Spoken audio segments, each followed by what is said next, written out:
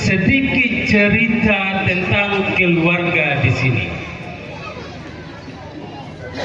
Kalau kita mendengar kata janda, sekali lagi saya ulangi, kalau kita pada umumnya mendengar kata janda, pasti pemikiran kita atau konotasi berpikir kita pasti negatif. Janda kembang adalah justru orang-orang yang memberikan mereka kelayakan hidup yang makin mapan. Mengapa saya katakan demikian? Ketika kepergian almarhum bapak mereka, ibu terkasih, oma terkasih, Teresa Pedalelu, dan seorang ibu hebat yang hari ini masih sangat cantik, walaupun mungkin sudah punya cucu yang sudah sukses, Ibu Maria Pedabulu. Kedua janda ini sangat ulet dalam bagaimana membina mereka bersembilan. Ketika saat itu keempat laki-laki yang ada di depan ini mungkin masih sangat kecil untuk memikirkan menikah, mungkin belum sampai di situ. Karena ketika ayah mereka meninggalkan mereka itu usianya masih sangat belia. Oleh karena itu, kedua janda inilah dengan hati, pikiran, ketika panas mereka kepanasan, bermandi peluh, dan ketika hujan mereka bermandi hujan untuk bagaimana membesarkan mereka di tengah banyaknya keterbatasan hidup, di tengah tantangan zaman yang semakin berkembang. Oleh karena itu perlu saya sampaikan ini, supaya mereka berempat sadar bahwa mereka tidak berjalan selama ini secara sendiri. Justru ada kekuatan yang memberikan mereka kekuatan yang mendasari bahwa mereka itu seperti sekarang ini, karena justru ditempa dengan berbagai macam kekurangan. Sekali lagi terima kasih kepada almarhumah Ibu Teresa Pedabulu, Mama dan Oma terkasih, Oma almarhumah Ibu Teresa Pedalelu dan Ibu Maria Pedabulu. Itulah yang mungkin Bapak Mama bisa dengar sekilas cerita. Ini hanya sebagai sinopsis saja. Kalau saya mau kisahkan lebih jauh lagi, mungkin waktunya tidak cukup. Yang kedua, sebagai yang mewakili keluarga, ya, saya dititipkan juga untuk memberikan mereka petua-petua untuk keempat pasang pengantin ini bisa bagaimana menata hidup lebih jauh lagi. Mengapa saya awali dengan cerita seperti tadi? Cerita tadi mau saya gambarkan, saya mau membuat pegangan untuk kehidupan mereka selanjutnya. Seperti yang kita tahu bahwa tidak ada pabrik emas, tidak ada pabrik mutiara.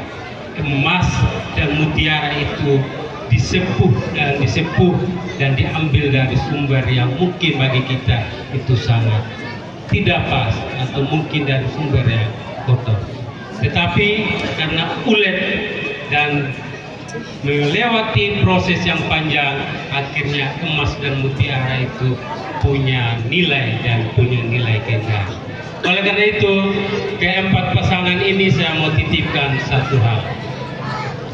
Kalian sudah ditempa dengan berbagai macam cara, ditempa dengan kehidupan yang beragam, penuh kekurangan, dan banyak hal-hal lain lagi dalam tantangan hidup.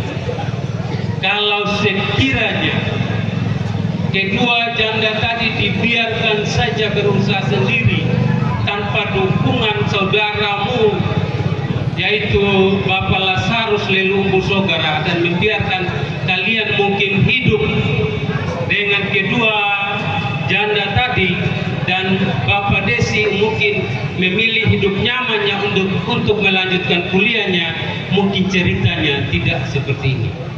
Mengapa saya katakan ini? Karena saya tahu siapa Lazarus, siapa Bapak Desi dan Mama Desi.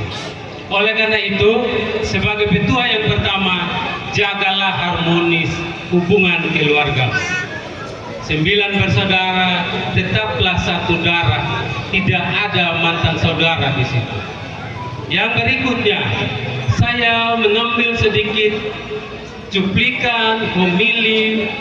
Ya, kebetulan saat tadi yang memberikan homili adalah oleh B dari keempat pasangan pengantin ini, Pater Enos Bulu Bali CSSR. Hanya 2 kata yang penting di situ. Kalau sudah menyatakan diri menjadi rumah tangga Katolik, maka ingat 2 pesannya tadi, bahwa 1, harus ada kasih di dalamnya, 2, harus ada pengampunan.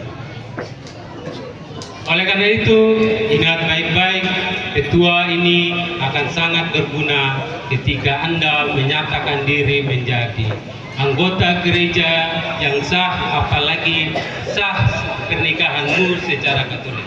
Oleh karena itu, saya mau katakan, setiap orang yang mau menjadi contoh bukan karena tutur katanya begitu indah atau dia memahami berbagai macam literasi yang bisa mendukung untuk mempengaruhi orang, itu mungkin ada di nomor kesekian. Tetapi yang paling penting adalah bagaimana tindakanmu itu memberikan contoh bagi banyak orang, bukan kata-kata.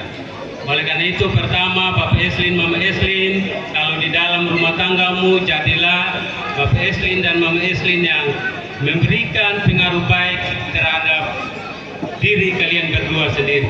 Demikian halnya Bapak Friska dan Mama Friska, saya hafal malam ini. Biasanya saya hanya panggil Linus Esi, tetapi karena malam ini sudah diperkenalkan oleh MC, ya saya hafal. Yang berikutnya Bapak Unis, Mama Unis, demikian juga Bapak Arcila, Mama Arcila. Cahaya itu Anda nyalakan di cukup antara kalian berdua. Setelah itu pindahkan ke anak, lalu itu baru dia membias dan membias. Tidak perlu dengan kata-kata. Jangan sampai besok-besok ketika bertemu rekan atau teman menggila yang mungkin belum menikah lalu bilang gini, nikah kayak kimim ini yang menikah. Nah, kata itu bukan nanti dia memberikan hal yang positif, tetapi justru kurang baik nanti hasilnya. Tetapi kalau dibuat dalam tindakan yang positif, maka dengan sendirinya orang akan mengikuti walaupun kita tidak kedor mereka dengan kata-kata yang indah. Yang berikutnya, yang ketiga, saya mau berterima kasih mewakili keluarga. Untuk yang pertama, Bapak Pastor Paroki Kristus Raja Mangura dan Pastor Mitra, untuk pertama pembinaan bagi ke-8 anak kekasih kami ini yang siap membawa rumah tangganya untuk diberkati. Terima kasih yang sama